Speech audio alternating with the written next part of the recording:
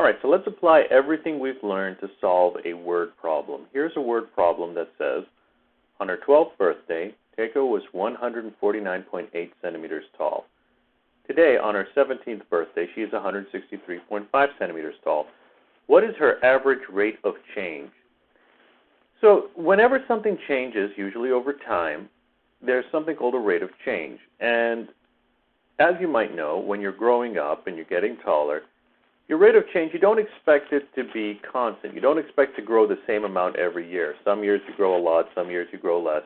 But we're looking at an average rate of change. If we have 2 points, we can't really say, oh, this is how much you grew in between these 2 years, this is how much you grew between these 2 years. But we can say what the average rate of change is over the period of time that we have. So a rate of change is exactly like a slope. If you remember when we were looking at the slope, we were looking at the difference between the rise and the run.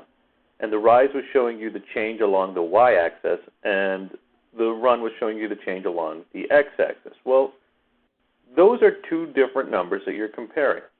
The rise is a change, and the run is a change. And if you have something representing the rise and something representing the run, then you can solve problems of rate of change just like this one. We just have to figure out which one is the rise and which one is the run and calculate them. So typically, whenever we have questions of change over time, the time is the run because the time is the independent variable. Time goes on whether you want it to or not. And as time changes, other things are affected. So your height will be affected by time. So your height depends on the time. When you're 12, you're a certain height. When you're 13, you're a certain height. So the height is dependent on time. So whatever your independent variable is, that's your run. And generally, it is time. Now, in this question, we have time. So we know that that will be our run. The other thing that we have in this case is height. So height will be rise. So that will be our change in the y-axis. So first we need to find the rise. So rise is equal to the change in the height. We know that she was 149.8 and then she grew. Obviously, she's not shrinking, so she's getting taller. So this is going to be 163.5. That's our most recent number, minus 149.8. And you subtract those numbers and you get 13.7. And don't forget to put the unit, because we want to know what those numbers mean. Before we were looking at just abstract what those numbers are and comparing them, but now we actually want it to mean something. So 13.7 centimeters. That's important. So that's the change in her height. What's the change in time? How many years did this happen over? Well, the run was between the ages of 17 and 12. So from her 17th birthday to her 12th birthday, 17 minus 12, that's a total of 5 years. So basically over 5 years, she grew 13.7 centimeters. What is her average rate of change? Right? It's the rise over the run. It's the change in her height over the time.